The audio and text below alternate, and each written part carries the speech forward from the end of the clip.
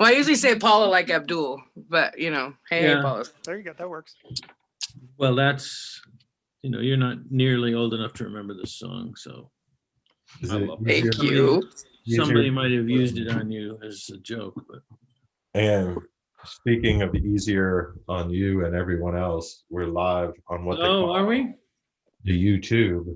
And well, ladies and gentlemen, in YouTube world, like many of the greatest audiences ever collected in the United States and or around the globe, you are about to witness a comedy show hosted by the one and only Mr. Mike Langworthy. Give him a nice round of applause, everybody. Your host. Yeah. Mike Langworthy. Thank you very much. Thank you. I appreciate that. No, take your seats, please. Down. I'm just a man. I'm not only am I just a man, but I'm just a man who's, I got a lot of intimacy issues. I just thought I should lay that out before the show starts in case. The Zoom show is pretty much exactly perfect for me because I don't have to get too close to anybody. I had a very traumatic birth. This is not a joke. I did have a very traumatic birth, and I always have had this little 6-foot bubble around myself, and I'm not comfortable with that. These are the only 9 months of my life where everybody else in the world had some clue what I've been going through my whole life. That 6-foot bubble thing. And I don't even like hugging my parents because they're dead. So I can't imagine a scenario in which that would be a pleasant experience. And it would be awkward. There's no question about it. My father died about 2 years ago, and I was there. We were not close. He was in the military, and he was in the military during wars. He was actually a civilian when I knew him, but he never really got over it. He made us call him Captain Daddy around the house, and I thought that was excessive. I did. I'll be honest with you. And but he was all right. He lived the life he wanted to live, and I didn't like him, but I was there towards the end because as poor as our relationship was, it was better than the relationship with any of his other children. So I was there, and he died doing what he loved, calling me a failure. And I think if you can go out on your own terms, that's saying a lot, don't you think? It's a life well lived. Yeah. And it's like my mom always used to say, I don't know who your real dad is. It's just well, it's like that sometimes. There are things about your because she was interested in having children because, as she used to say frequently, what is the point of withholding love from somebody you can't hurt? So that's why she had children. I'm not sure she wanted them initially. She only smoked while she was pregnant. So, I'm not 100% sure she was into the whole maternal thing. When she was pregnant with me, she took a job as a piano mover in the 3rd trimester. She weighed maybe $110 with the baby weight at the time, and she was always asking people, give me the heavy end. You just go up there. And, I just saying that it's just a thing. It's like she always told all of her kids, I don't like you.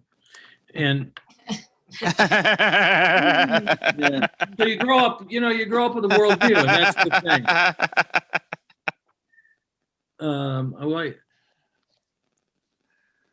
All she can talk about is how disappointed she is, now that she's been dead. Oh, this is a joke that I wrote that I've never said out loud before, so I have a feeling it's not going to go over, but I'm going to do it anyway. When I was a kid, I hated the fact that she bossed me around all the time.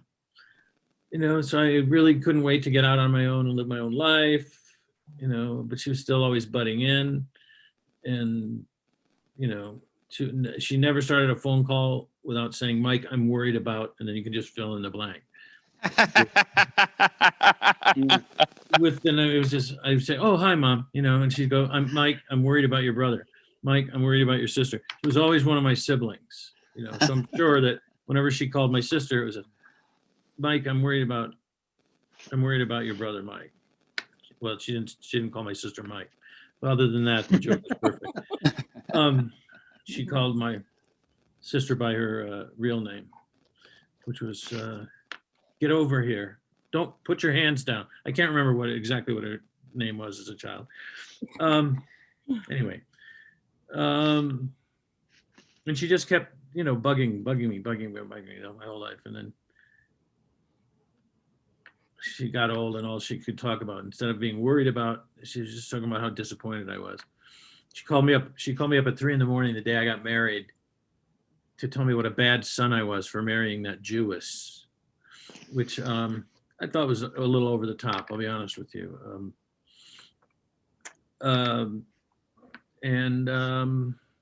You know, now that she's dead, I can say I really, really, really can say this sincerely. Fuck her.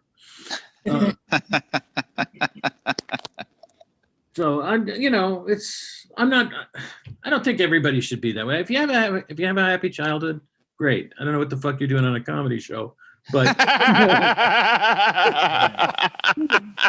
but good for you. You come from a happy background. I think, you know, that's lovely. It's lovely for you. You know what I mean? I've got a couple of kids, and I don't know. They're probably. Oh well, you know, I have a daughter who's developmentally disabled, and every time I say something or do something wrong, she laughs really, really hard at me. And you don't know how painful it is until you've been called an idiot by a developmentally disabled person. Trust me, they know what they're talking about. They know what they mean. They know exactly what they're saying. And it's not like they've never heard it themselves. You know what I mean? Oh no! No, don't pity me. Don't pity her. She has a lovely life. She has a great life. She has 2 parents who love her, and me. I'm kidding. No, I'm one of the parents that loves her. Spoiler alert. So, you know, that's it. I should keep going, but I'm not gonna. We don't have a whole lot of acts tonight, but we have enough that it's going to be a really fun show. And all the people that I know some people are new to me, but all the people that I know on the show are really, really funny and really fun people to watch do comedy. So I'm going to get it started with someone I met on the open mic on this show. And she came in and she was really funny, and she's always been a favorite of mine since then. And there's not a lot of us, but let's be vociferous for Donna Shannon. Donna Shannon, ladies and gentlemen. Yeah. Hey, thank you very much, Mike. You're very welcome. No, I have some things I want to show you guys tonight. And this is just like so cute. I think your brain is going to just entirely melt. So it's not this Pikachu that I rescued from the thrift store, although he's really close. And it's not my alien queen, even though she is adorable and deadly. And I think we can all agree that we need more strong female characters of color in our movies, right? Yes. No, what it is, it's actually this tiny purse. Yeah.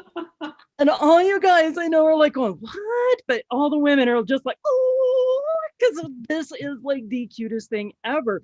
I mean, I'm not even a girly girl, and this makes me act like a gay man. Oh my God. But my husband, he doesn't get it. He's like, it's too small. It doesn't work. I'm like, excuse me.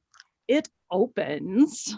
It's big enough to hold lipstick, a keys, and some cash, so it is fully functional.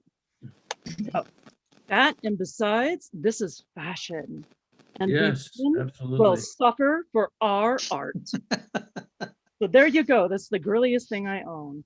But I did get a wonderful gift bag from the Chamber of Commerce recently, and this is the most favorite thing I got probably all year long. It's a pen that has a ruler on it. So apparently out there in the world, I have no concept of what an inch actually looks like. Now I can measure before I commit. I'm talking about haircuts, of course, right? Oh, jeez. Of course, because it's like I go in there after COVID, finally getting a haircut after months, and I'm like, yeah, take off an inch, and then the next thing I know, I'm like bald. So that's why I need this. But I did also get this wonderful tiny measuring stick that goes up all the way to 27 inches. So when I need to measure the wood, I can do that before I commit to it. At the hardware store, of course. Of course. Of course. But I don't know if you guys are like me, but I ended up doing a lot of online shopping this year. And some of the stuff was wonderful. And other stuff was like that horrible song they play on The Price is Right when the roller falls off. That I tried to buy my husband a Wayne Gretzky autographed card for Christmas. Well, it came signed by a Wayne. That'll be fun when he opens that under the tree. But then, of course, the worst is the clothes, because I thought I lost weight during COVID. It turns out I just experienced inside. My mom, it's now a pizza. Oh. It does shove in the pants a little bit better. But then I look at these cute holiday dresses, but I'm like 5'8", and these things come from China, and that hemline is more like a panty line. So I had to do some cleaning out of the closets over COVID too, find out what actually fits. And you know what I found out? Weirdest thing, thrift stores are part of the essential workers. And it's not just the people in the store, it's the donation side. I'm like, wait a minute, you aren't allowed to see your family for Christmas, but come buy some strangers' weird stuff that came from God knows where. Yeah, that seems safe. And the rules are real strange. So you have to put everything in a box or a trash bag so that the germs can, good and germinate before somebody in the store opens that up like the worst Secret Santa present of all time. I think that's where we're going to get COVID-25 from, just in time for Christmas. And, even then, there are some things that they just don't want, just to give you a heads up. Nobody wants your used underwear, all right? Yeah. Nobody wants panties that have seen more action than me. Just saying. Oh, hello.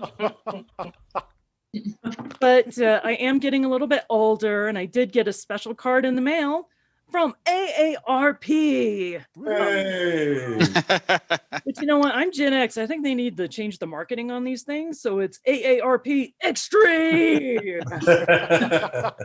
Get your righteous discounts at Denny's and IHOP with a free tribal tattoo with every membership. If they throw in the greatest hits of Limp Bizkit, I'm sure they're going to double all their population within the next 2 years. And of course, we can't retire until we reach age 72. So in the workplace, it's going to be age discrimination extreme. Yeah. So anyways, that's all I've got tonight. So thank you very much. Awesome. Yeah. Opening act extreme. Sponsored by Monster. Yeah. She actually toured with Triple H. That's how extreme she is. Right.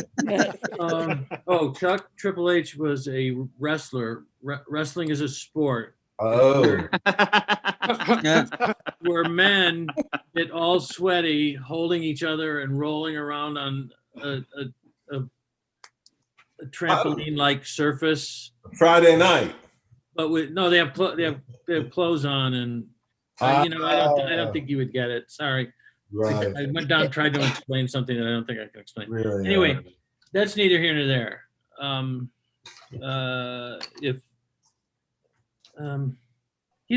What if people who are just real assholes, got under the gun with this whole pandemic thing. You know, what if you pulled up to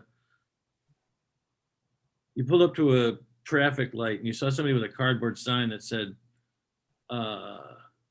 "We'll bully you for food." You know, they don't really get the concept. You know what I'm saying? Please drive a better car. I have 2 kids. You know, there's just things that I think that some of these people, they don't think it through, is what I'm saying. It's not going to necessarily be an invitation to help a person to say, you know, nice haircut, anything helps. You know what I'm saying? All right. Anyway, I'm just thinking out loud here. I want the show to run smoothly, but I also am incredibly self-indulgent. Those of you who've been here before know this. The new people don't. Our next performer he's got a great laugh. He's also funny, and he's gotten his internet fixed to the point where it no longer looks like a Walmart security camera. So I think we should give Jeffrey Burden a big round of applause. Thank you, Mike. Thank you, everybody. Hello, give it up for Mike Langworthy, everybody, our host. Yeah. Thank you very much. I appreciate it. Wow, it's the holidays, everybody. Trying to catch up with some family members. I'm talking to my dad the other day, very passionate veteran, and he says to me, "Jeffrey, let me tell you, those Vietnam men and women, veterans that died, they died for you." And that's a pretty powerful statement for me, you know. Like, I enlisted, right? Mm-hmm. But you know, I enlisted to just for the money. I didn't want to die. I didn't do that. I wanted to get laid too. You know, I wanted to do that. I got the money. The money came through. Yeah. It's batting 500 there, buddy. Yeah. Jesus, I know. Yeah, and you know, after I enlisted, it was like, could I just ask some girls for their numbers? Did I have to commit to this? Jesus. You know? But and I'm married. I've been married for 6 years. My wife and I, we're hanging in there, everybody. We're going strong. I remember back when we got married, I was dead set on not making any babies. I don't have any biological children. My thought process, if you can't, it's just my thought process, right? I can't speak for everybody. If you can't pay for yourself, you clearly do not make babies. You probably shouldn't even get married, okay? But I got married, I crossed that line. But you know, and my wife says to me, excuse me, if I want to have a baby, we're going to have a baby. I'm like, no, not at all is that going to happen. Well, now we're raising our grandson. So I think my wife planted a coup with her oldest son, you know, like something along the lines of, your new father doesn't understand how I work.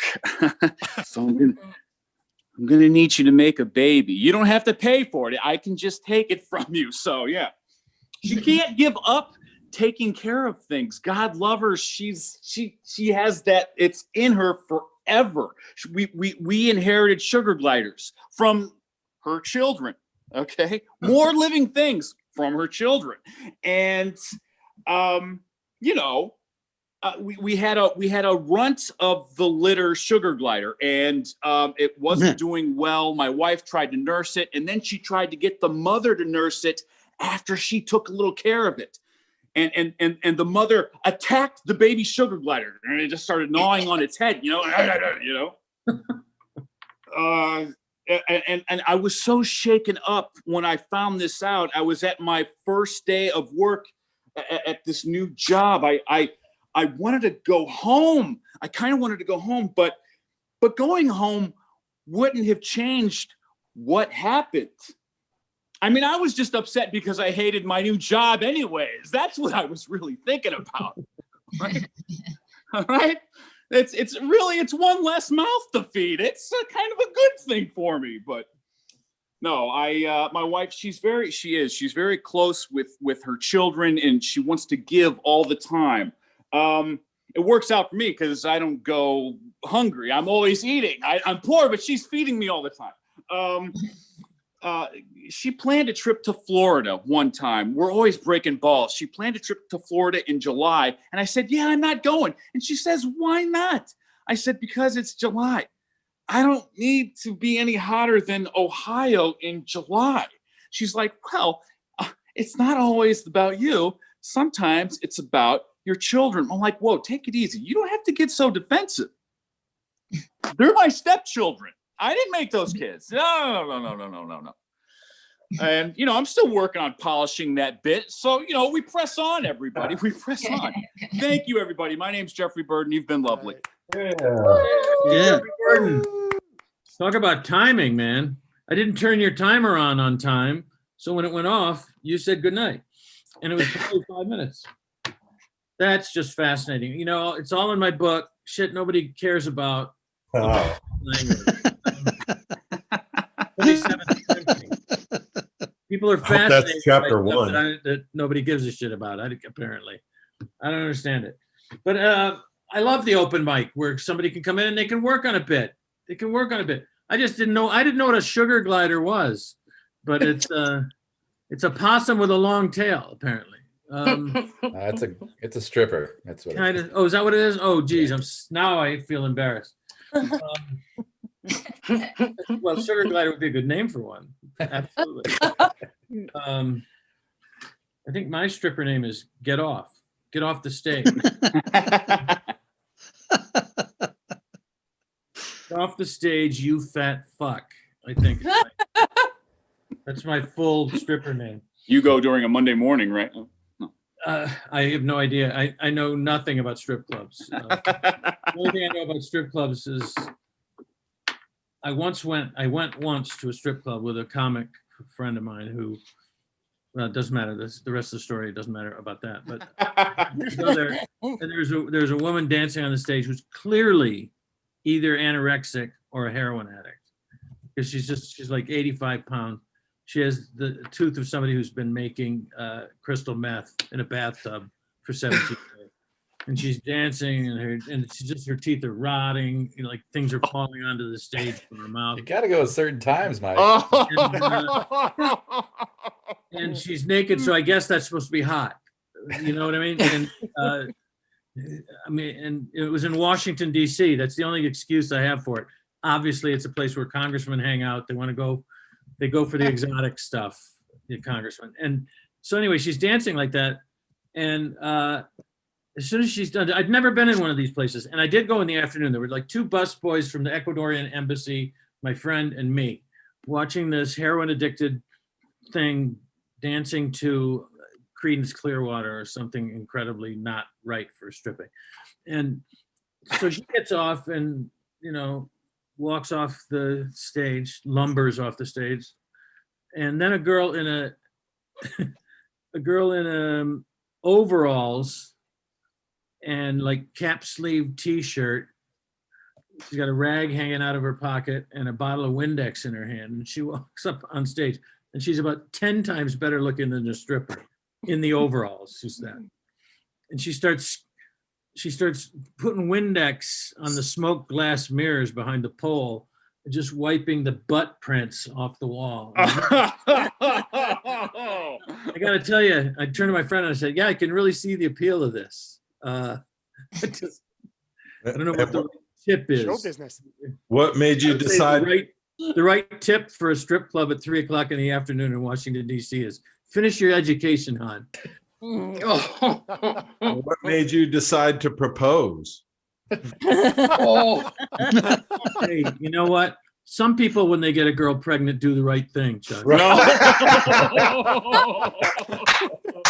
Just glad that girl could get pregnant, Mike. Just glad that girl could get pregnant.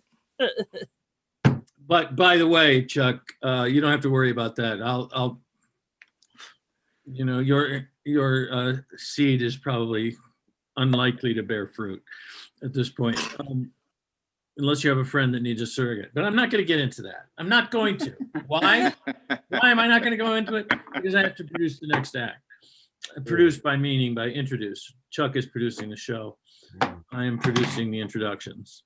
Another person who came to us via the open mic, and I've seen her a bunch of times, and I really like her, and I know that you're going to like her too. So please welcome Paula Mattocks. Yeah. Paula Maddox. Let's have a little round of applause.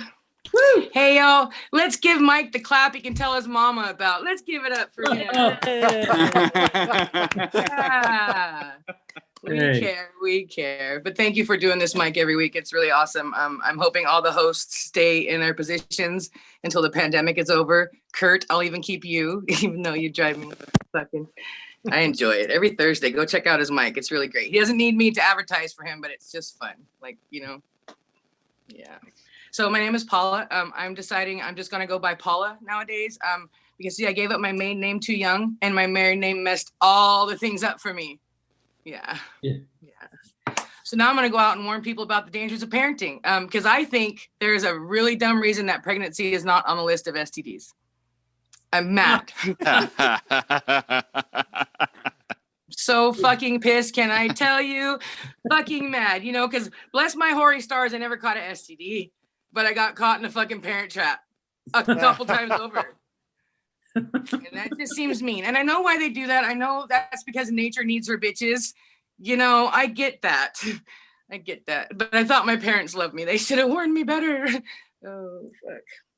Yeah, that's why I ran. They did warn me, and then I ran off and I eloped. Because, when you're dumb, you do dumb things. Yeah, I find out the more I spend time with dumb beings, I get dumber. It's objective. I can chart it.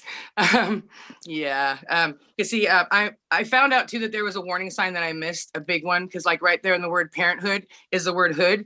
And what do we know about hoods? They fucking suck. They do. And they actually have real gangs in the hood, y'all. It's not just for the movies. Really. You make them yourself. They're fucking monsters.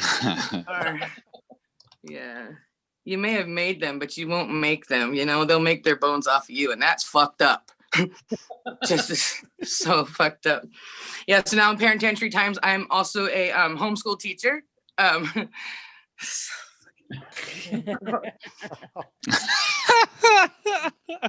rather sell my ass on the street to really scary looking men than to do homeschooling. Yeah. Yeah. So I'm calling it kitchen school. And then I got scared the other day when I realized that because I'm Native, I'm running my own reservation boarding school, and those never fucking work out. Ever.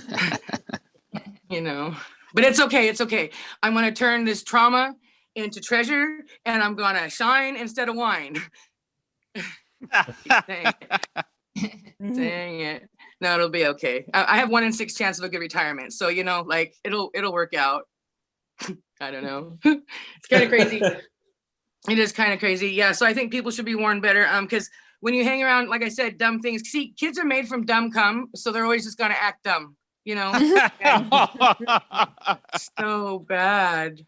So I hope I've given you guys your free money's worth. I'm going to go stop the fight that's brewing in my kitchen because kids are dumb and they don't like kitchen school. So thanks you guys for the time. I appreciate you.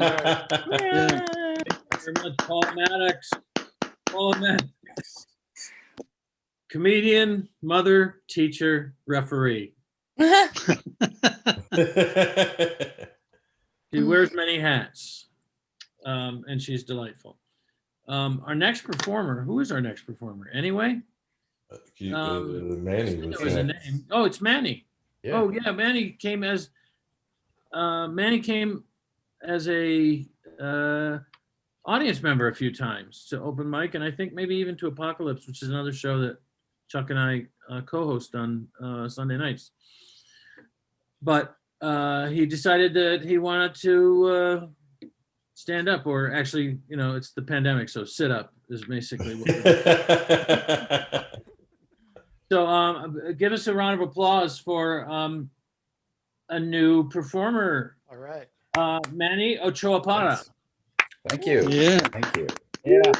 This has actually been very therapeutic. I don't know if any of you have tried to run a bit past your wife. Nobody is fucking funny during COVID right now. They're like, shut the fuck. Dave Chappelle could run a bit, and his wife's like, go back to Africa. There's no fucking way.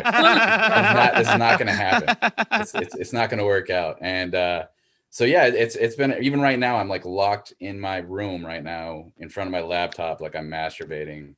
And I'm hitting puberty again, praying to God that door handle doesn't jiggle from my kids ready to, Daddy, what do you need? I'm like, I'm just giving, it's Daddy's time. It's Daddy's time. And that's why usually the camera's off, the mic's off, because I don't know if you know kids, they're fucking ruthless. You're going to have the worst heckler alive. They're just going to walk up and be like, that guy's ugly. And you're going to be like, shut up, son. Don't say anything. This is just comedy. This is Daddy's therapy. And this is what I love doing. So yeah, it really, COVID really took a hit and forced us all indoors. And I like this whole theme here, the whole Zoom. It looks like a fucked up Wilt Chamberlain Brady Bunch intro. Like we're all looking up like, it's a story of a man named Wilt who never wore a condom and fucked 20,000 girls. 20,000 girls. Like who the fuck can do that? I have no idea. So yeah, this is nice. It's a little different. Feliz Hanukkah, everyone. I don't know if you know this. I'm like Hispanic, and I realized in the future, I don't know if you've seen Star Trek, there are no Hispanic people whatsoever. So I got a little concerned about that, because Captain Kirk never called on the sanitation department to see how shit's going in the middle of a Klingon attack. So I instantaneously thought like I should marry a Jew. So I did that. And we have 2 wonderful Juicykins. It's working out great. Creating a master race of hardworking landscaping accountants. It's something else. Although now I'm kind of screwed. I have to pay for a quinceañera, a bat mitzvah, and a wedding for my daughter, but there's a little Hispanic in her, so that shit should all happen at once. So maybe I could get away with one whole entire party. So nothing like a 15-year-old pregnant. That'd be great. So, but yeah, I don't know if you've tasted Jewish food. You could really taste the suffering that the people have endured, and it's pretty bad. It's horrible. Thinking about combining it, maybe during those special occasions, toss in some matzo ball menudo, maybe a little gefilte fish enchiladas. I don't know if you've had gefilte fish. It is fucking disgusting. Yes. But yeah, her parents are cool as shit. Her dad's a Jewish man that owns a Christmas tree farm. I was like, that's my type of guy right there. And then once he saw how big of a Mexican I was, he's like, that's my type of guy as well. Because it's pretty much what I do. I work hard. I work in construction. It's pretty brutal. I've been told to take it easy from recent adrenal fatigue. I don't know if you know what that is. Most people don't. It's the result of working really hard and drinking lots of coffee, I think. I'm not entirely sure. But I don't know if you've read like the back of any label, the warning labels. Coffee should come with a fucking warning label for damn sure. It causes heart palpitations. You could shit your pants. There's a million different things wrong with coffee, yet we walk around every day drinking 15 cups of it. And here in the Northwest, it is like God. In the mornings, this nasty weather right now, I need 15 cups of coffee just to get my heart going. So it's been interesting. I was like, what am I supposed to do, doctor? He's like, just rest. So I've been taking baths, like Epsom salt, trying to learn how to just be lazy, I guess. I don't know how to do it. It's instilled. It's a Mexican trait, and my mom's been beating me since I was a kid, Mike. Like, yeah, I feel your pain. I'm one of those people that's like, fuck you too, Mom. Like, it's not happening. I'm not gonna do your landscaping again, so you can move 3 years from now. That's pointless. So yeah, my parents are so fucked up. They actually tried to get me to sign a lease when I was 18. It was pretty impressive. It had like subclause, like don't talk back to your mother, don't drink, like do all your yard work and clean the house before you go to work 40 hours a week. And I was like, fuck this, I'm out, Mom. I was like, sure enough, I picked a job food serving. I was making more money than everyone by like 19. So yeah, I moved as far away as I possibly fucking could to the Pacific Northwest, where I thought it'd be safe from a pandemic, but turns out we were like ground zero up here. So but they cared. I was planning on this shit too. I was prepared. I was like, well, something's gonna happen with the world, and Mexicans aren't like the top pick. Like, and because of my size, everyone's like, you're not Mexican. And I'm like, you're right. I'm just saying it for all the perks I get. Like, there's perks saying that you're Mexican. You're like, no, none whatsoever. The only thing Americans want is our dogs. Like, that's right. I'm from the state of Chihuahua. How manly is that? Like, our tiny little dogs. And we wish they were bigger, because you know how hard it is to shove a kilo of cocaine in the body cavity of a Chihuahua? It is incredibly difficult. That's why Paris Hilton always has like 3 Chihuahuas a week. Like Ozzy Osbourne's like, Sharon, the dogs are shitting everywhere. And she's like, waiting for the baggies to drop. That's all she's waiting to do. Like, that's pretty much what Mexico is like. So it's been interesting. I lived in Vegas for a bit. Speaking of strip clubs, everyone asked why I moved, and I was like, because I don't want my daughter to be a whore. It's pretty much that simple. My brother had a kid, and I was in the delivery room, and the doctor was like, here she comes, giving it up for Sugar Glider. I was like, oh, she's beautiful. Wow, that's a great name. And she already came with the tramp stamp on the back. And naturally, it was not his kid. That's not a joke. That's legitimate fucking. So yeah, this is nice.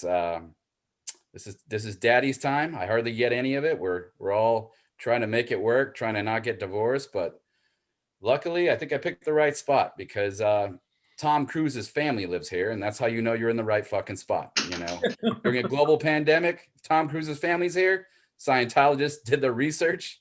This is where you want to be. And honestly, I was prepared for a fucking zombie invasion. When I found out it was COVID, I was like, all right, we're not going to the islands, because we have these islands surrounded by Dungeness crab. And every time there's a body that falls in the water, the only thing they find is a shoe. That's how fucking scary it is. So it's zombie proof, but not dumbass proof. So here we are with COVID, locked in our house, waiting for a cure to this virus that I don't know when we're going to get it. You know, we're all claiming that we're, you know, the first to be it. I have pre-existing conditions now. We all have pre-existing conditions. Yeah. Like, I'm overweight. I'm choosing to eat and try to get diabetes in order to get this cure. Like, it's the only way to get it. So yeah, it's tough, but here we are. We're making it work, and I really appreciate being with other artists that think like-minded. And this is a great setup, because I always have a very hard time reading the room. Like, I recently met our neighbors, and they were like, what are you trying to do? And I'm like, well, I'm in school for computer science. My whole goal is to work from home so I could masturbate on the clock. And I looked up and I saw the Jesus loves you symbols all over their house. And I was like, maybe that was not the right bit. Read the room, Manny. Read the fucking room. Like, yeah, it's been fun. I thank you for the therapy, guys. This has been amazing.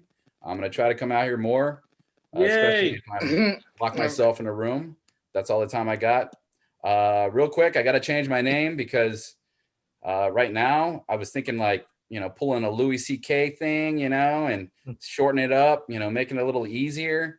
I thought about my initials, but then I looked up and I'm like, my initials would be MOP.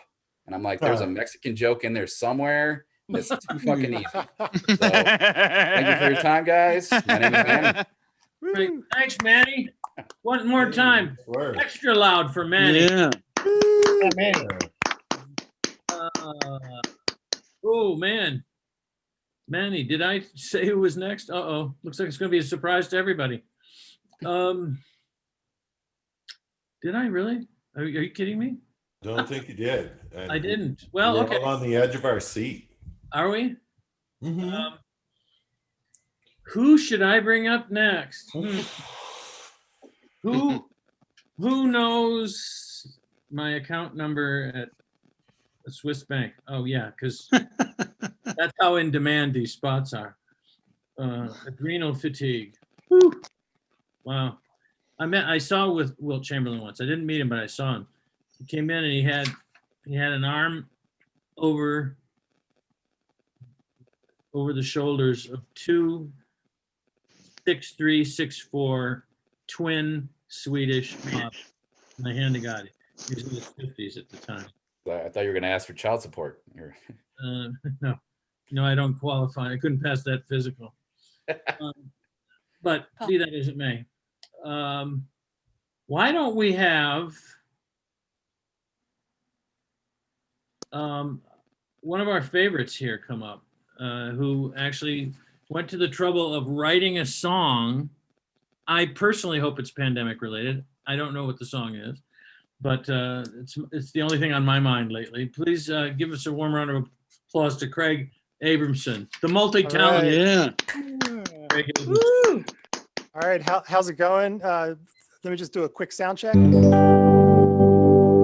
Yeah. working? All right. Yeah. So this song, Mike, is pandemic related, and I got to thinking not long ago how I would feel if I was a hypochondriac during the pandemic. Like, would that be? Can you up your mic volume a little bit? Because Yeah, the How about music that's a little better. Thanks. A little better? So if I talk, can you hear me? And Can we get more microphone? let's see. Or we could dial down the How's that? keyboard. Where's the wrong one? Sorry. These fuckers. How about that? Yeah, that's much better. I was turning the wrong knob. Oh, It happens. That was me last Friday. I remember times when I was young when I would get so drunk I would turn the wrong knob.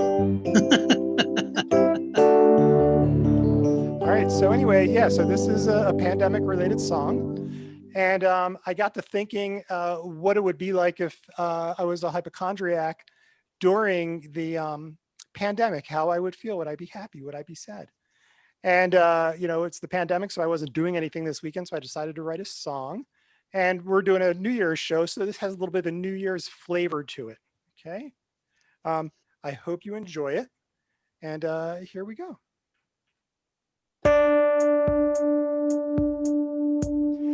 It's New Year's Day. I can't believe that I am still alive. My throat got sore. I thought for sure that I had COVID-19. COVID-19, I'm feeling fine. I guess it's not my time. It's just a cough, but I'm feeling off. I don't have COVID-19.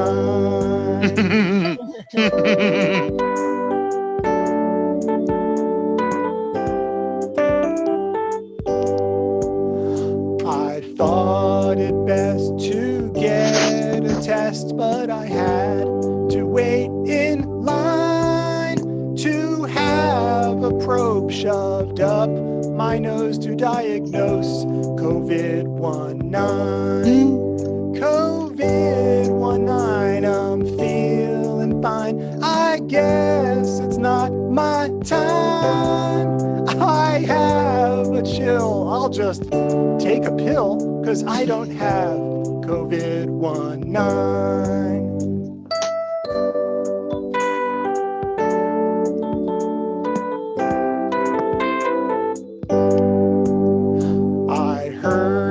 Quick, they said, Craig, you're not sick, but I know it's just a matter of time. You can run, but you can't hide from novel coronavirus. COVID 919. No, I feel fine. I guess it's not my time. I can't complain, it's just chest pain. I'll eat outside, I'll hand sanitize or quarantine. Wait on a vaccine. You think this blows? Well, I'll tell you, bro.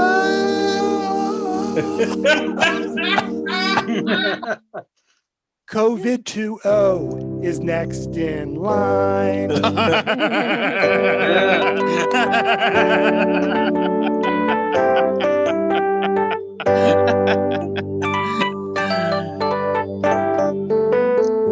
Wow. Oh my God. There it is. Thank Real you. song. Wear a mask. Is that, yeah, wear a mask. For sure. That's Yeah, all I got. like wearing a mask. I don't wrote a little like, song.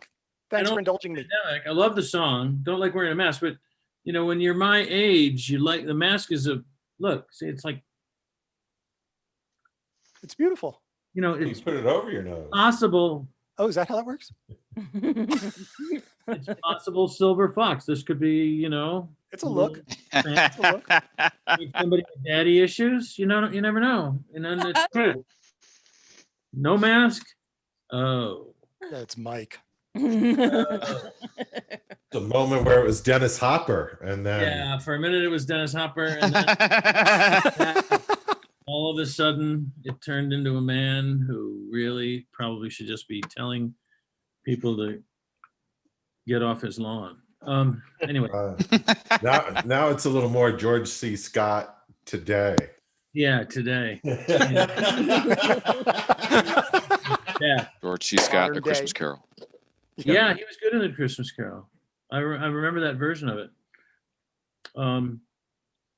I like, you know, he was a teacher at a girls' college before he became an actor. Can you imagine how terrifying it must have been to be some 17-year-old girl for 12 years, and then she shows up at Stevens College and says, "I'm gonna be a drama teacher."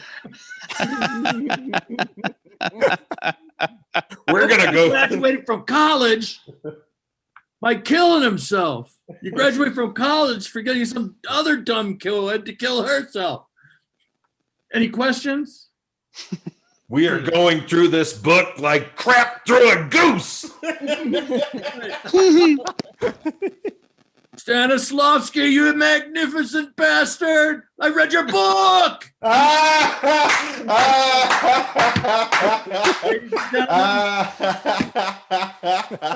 He's Chuck Roy. I'm Mike Langworthy. Together we're sad old men.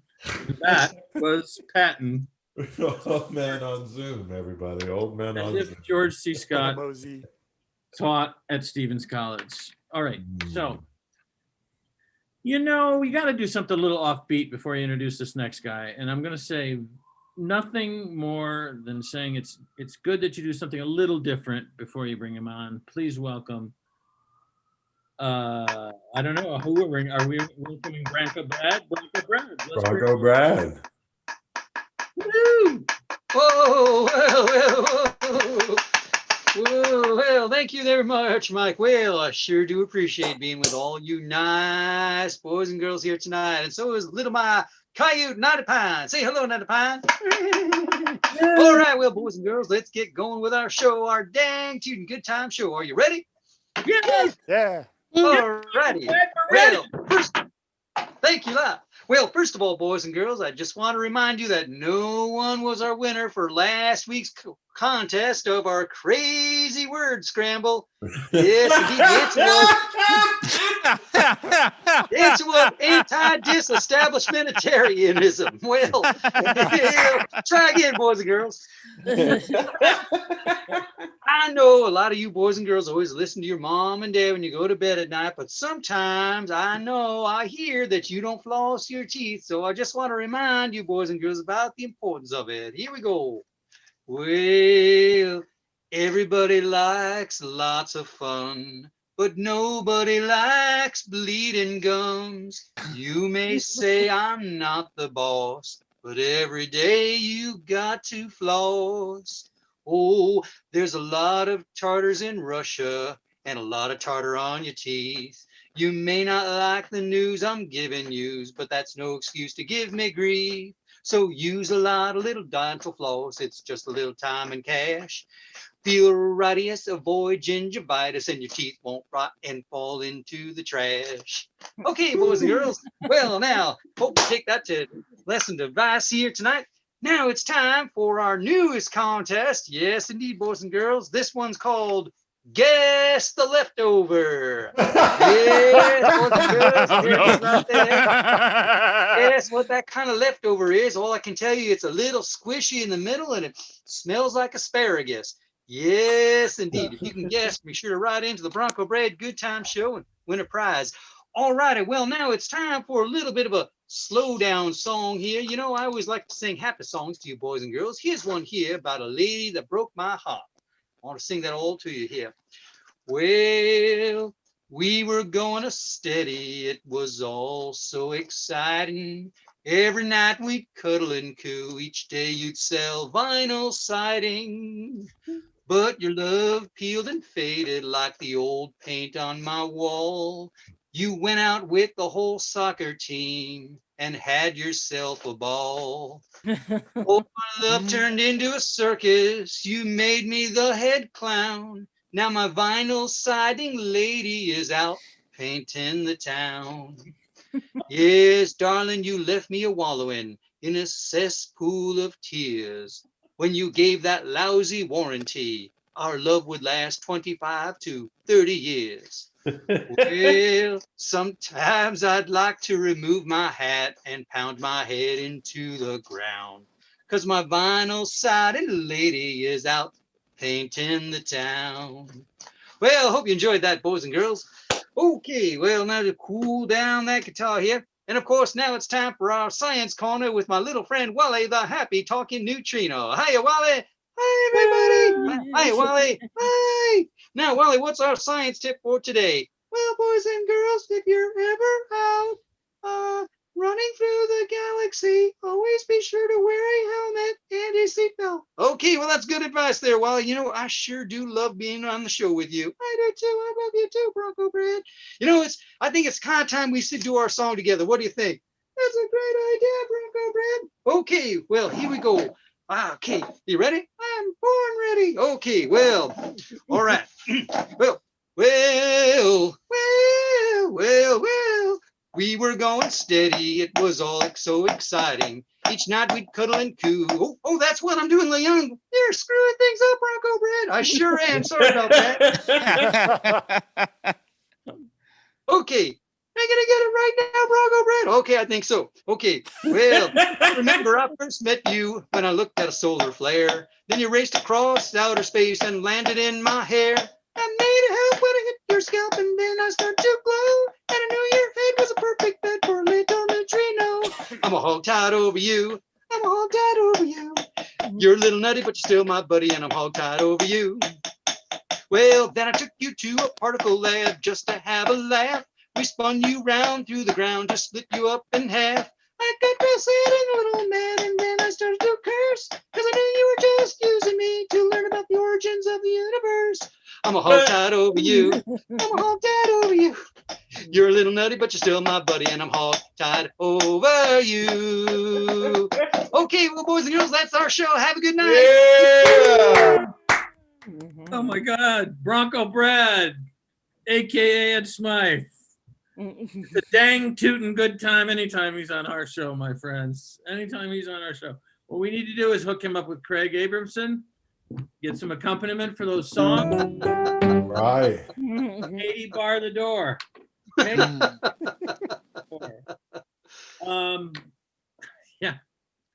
Yeah, I just, it's amazing how he can afford all those props living on a mental disability allowance. No, come on. That wasn't even called for. You're putting it down because you're jealous, Mike. Shut up. No, I'm not. Anyway, I have problems. And sometimes I bring them to the show. I don't know if I've noticed that, but I do it. Hey, speaking of problems, our next performer. No, I'm kidding. He's funny guy. I like him. He's better looking than I am. I resent it. He doesn't need to wear a mask to convince people he'd be a good person to get to know. Please welcome Curt Seablom, ladies and gentlemen. Curt Seablom. Thanks, guys. Hey, so here's my George C. Scott does Patton does school superintendent. And when you put your hands in a big pile of school, you'll know what to do. Okay, anyway. Man, you know, I love that pen that Donna has with a ruler on it. That is awesome. I can't tell you how many times I'm out fishing and I don't know if the fish is legal or not because I'm there drawing, you know. I got to get one of those things. Man. And Jeffrey was talking about that sugar glider. Mike, I'm with you. I didn't know what a sugar glider was either. I'm thinking like, okay, like sugar daddy is, you know, an expensive guy who takes care of younger women or whatever. And it's also a candy, but sugar glider, I mean, stripper name, that's probably about right. I don't know. But, and Paula was talking about dumb cum. Okay, here's how we take care of that. Because I take my spankerchief and I play classical music for it. And I read the classics to it before I go to sleep. I don't know if it helps. Studies show that it helps some. I don't know. And I'm curious about the crabs, why it leaves a shoe. I mean, like, is it because the claws can't untie the shoelaces? That's just, it's perplexing, you know? Oh, but Manny was talking about how you want to masturbate on the clock. Aim lower, masturbate on the watch.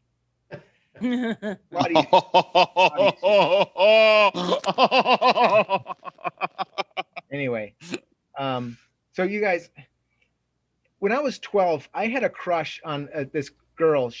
I was 12, she was 13, okay? Her name was Marsha.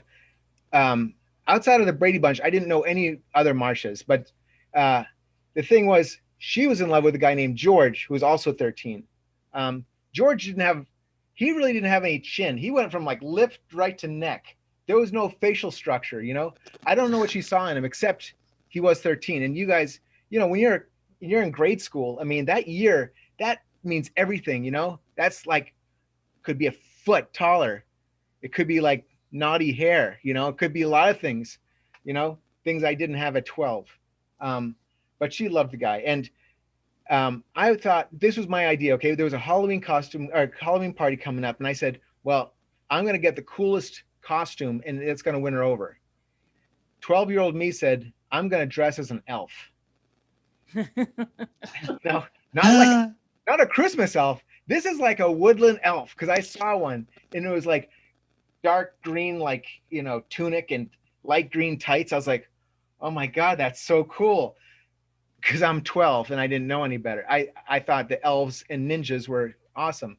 I don't know why I thought that, but anyway, because there was no cool elves. Think about, is there any cool elves? I mean, okay, there's the guys who live in the tree, the not Cadbury, the cookie makers. They're not very cool, you know. Lord of the Rings, that really hasn't been televised. There was only the cartoon version, you know. And even, about Lord of the Rings too. When I was going to the Halloween party, one of the guys wanted to join in. It was kind of like a Lord of the Rings thing, because I was an elf and he was like the what are those short things with the hairy feet, barefoot? Yeah, hobos. Hobbits. Yeah, that's right, hobos. But anyway, so I was saving up for this costume, and it was like $20, but I had to fold laundry. It was $1 a load to fold laundry, and I scraped it together. My mother took me to the store to get it, and I said, oh, there it is, $20. She's like, oh my God, that's too much money. You know, I said, well, yeah, but I did 20 loads of laundry and all that stuff. So she got me some rubber ears and a long nose, and she said, we'll get you this, you'll be an elf. Because what says elf like a long rubber nose, right? It was so embarrassing. I showed up, she sees me, starts making out with George, and I did what a noble 12-year-old would do. I ran to the front and some bushes, hid and cried. Poor choice. It was such a poor choice, because someone's missing from the party. What do? They all go look for me. Now I'm sitting there. I can't jump out of the bushes and be like, I'm just kidding, you know? First of all, there's tears all over my face and the nose wouldn't even stay on. But it was just horrendous. At that point, I really wish I dressed as a ninja instead. Anyways, guys, I'm Curt. Thanks for the time, Mike. You guys are awesome. Oh, thanks. Thank you, Curt. You're pretty awesome. All right, Curt. You know, God willing, the next time you fall in love, the rubber nose will stay on.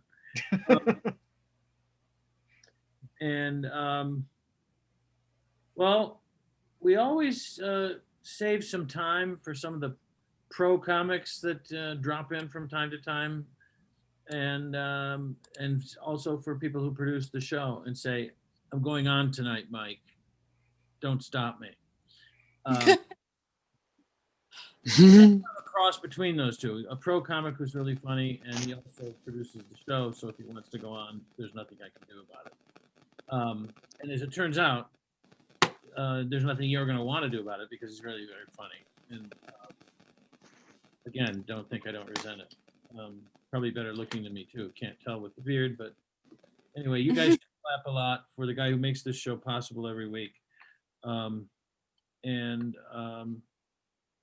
Let him talk to you about the stuff that's on his mind right now.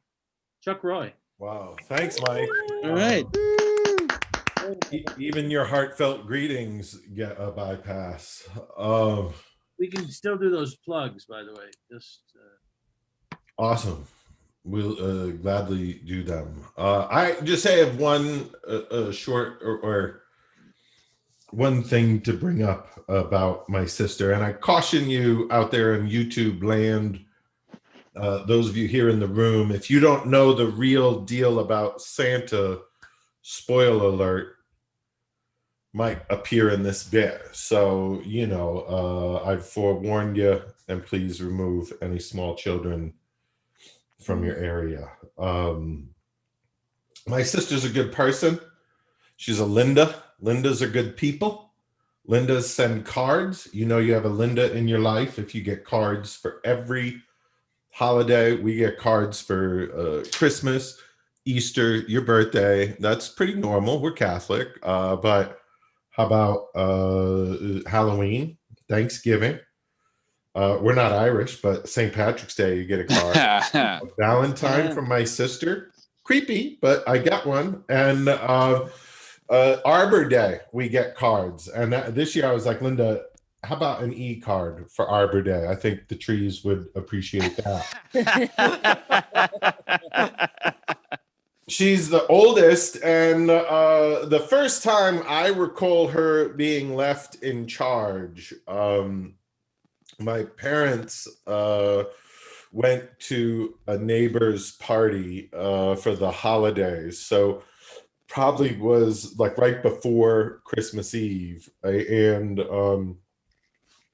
it must have been just, my parents must thought they were going out for an hour and a half. And I remember they told us, like, we're leaving Linda in charge. And I was very shocked and a little nervous. Like, what is that going to be like if Linda's in charge? And then they said, just go upstairs, play in your room, and be good. Santa's watching, which is, I believe I was 6 or 7 years old. That is all the instruction I needed.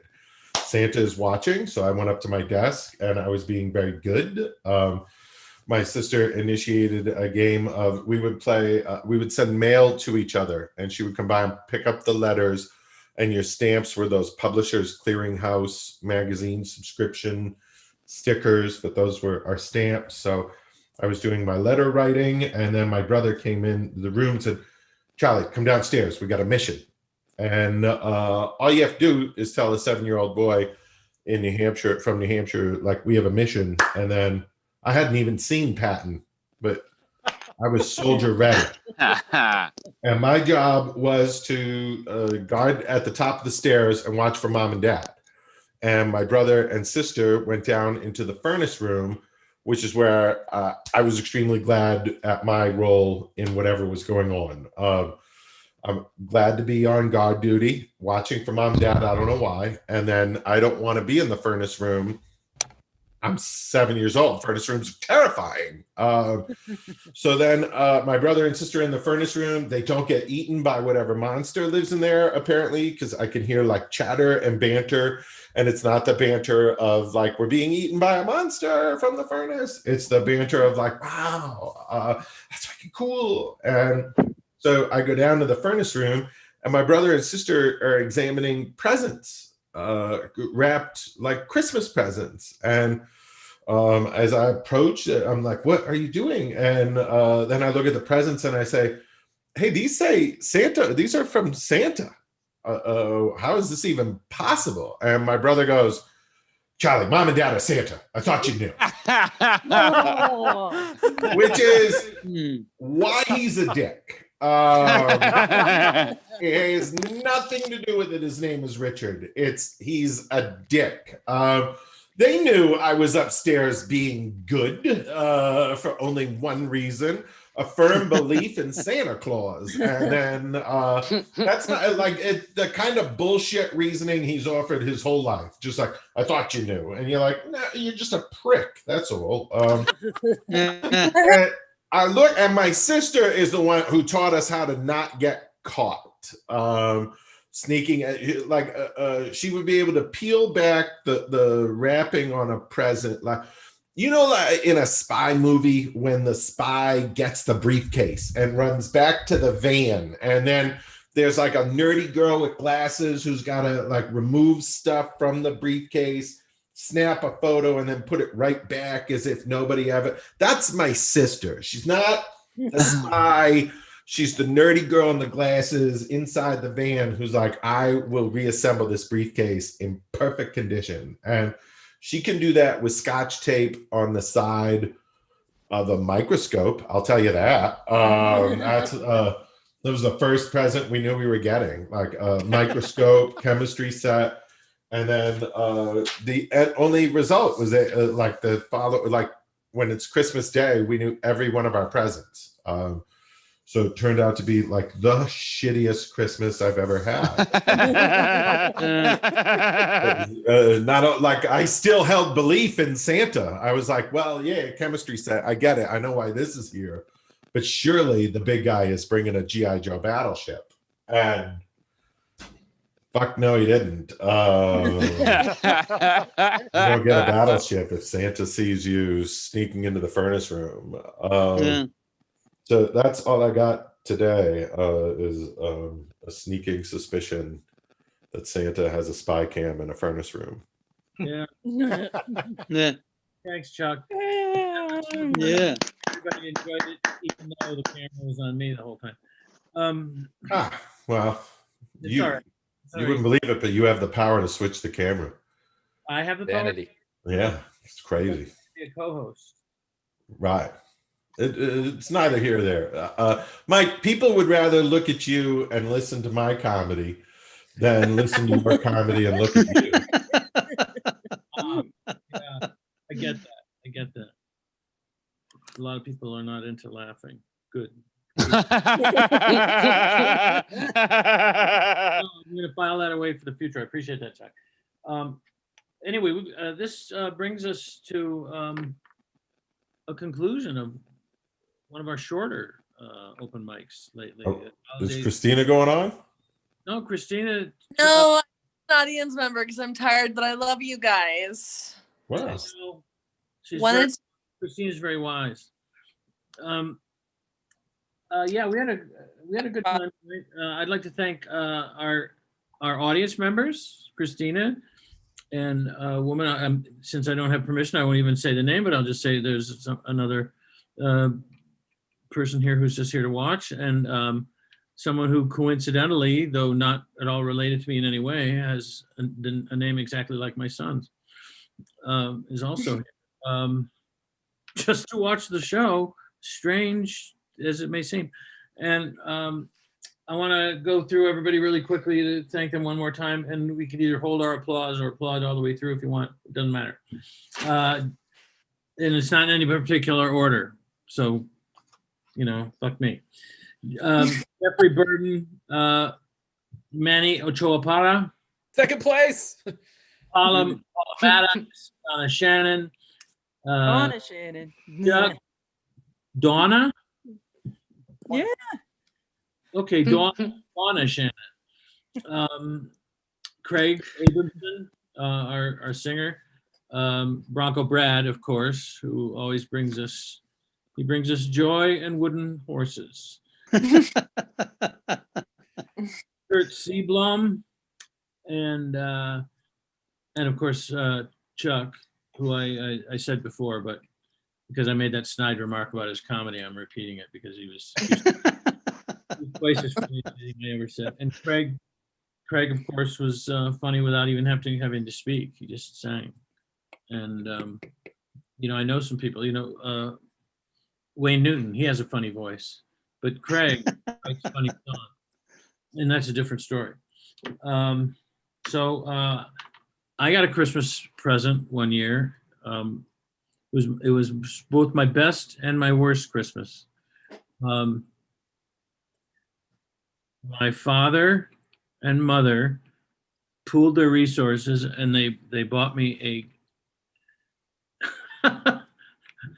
so I'm just making this up as I go along. I just thought of a better way to do it. So I'm going to give you guys an opportunity to vote on my joke. Okay, 2 different ways. Okay. My parents pooled their resources, and they bought me a gun and a biography of Ernest Hemingway, who killed himself with a gun. Okay, all right. So I had to explain that. That's not. It's not leading. It's the only option, and it's not leading yet. The other one is they bought me an easy bake oven and a copy of The Bell Jar by Sylvia Plath. How's that? No?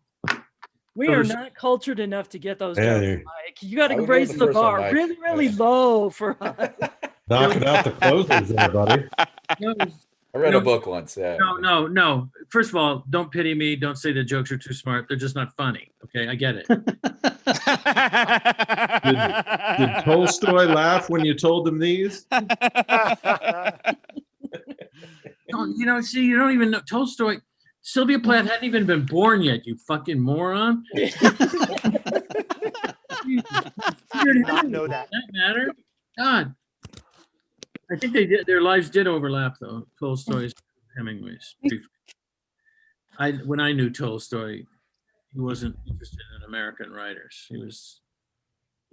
Actually, the reason that he wrote War and Peace was that he was very short, and he had just bought a typewriter, and the only way that he could reach the typewriter at a normal sized desk was to write a book thick enough for him to sit on so that he could get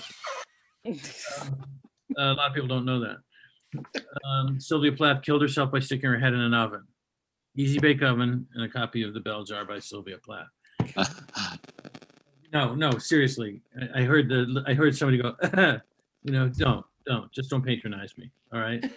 I'll just make the jokes funnier. Yeah. Hey, how about that airline food, huh? I'll just, have to find, what is it? Read the room? Is that what you say, Manny? Read the room. You gotta read the room. Read the room. So anyway, I'm taking a shit on a duck, right? Okay. Am I right? Now we're laughing. Yeah. Hey, that's jokes for the 21st century. Yeah. Hey, how many millennials does it take to change a light bulb? Don't you dare. Don't you dare, Mike. How many millennials does it take to change a light bulb? Anybody? I don't know. That's racist. Okay. I thought it was going to be, hey, Mom, change the light bulb for me. How many millennials does it take to change the light bulb? How many millennials does it take to change the light bulb? How many? Mom, the light bulb's out. Yeah, that's what mines do. You see? I have another one, but it's too controversial. Anyway, that was my idea of humor, and I apologize for it. I will see, I guess, all of you. You want to say goodbye to the YouTubers? I'm sure they're waiting on that. Oh, the YouTubers. I didn't even see the YouTubers there because I'm so in the moment. You know, a lot of great artists are like this. I'm not a great artist, but a lot of great artists are like this. Anyways, I will say goodbye to the YouTubers. Thank you so much for coming and watching. These shows are archived on Colorado Comedy Show's YouTube channel. So if you want to go back and listen to your sets, you can go. Manny, this is your first time. You might want to go and watch it over and over again. I'll be touching it up. Yeah. Okay, good. And hope to see you guys again soon. Thanks for the song, Craig. Yeah. You really lifted my spirits with that fatalistic song about inevitable death.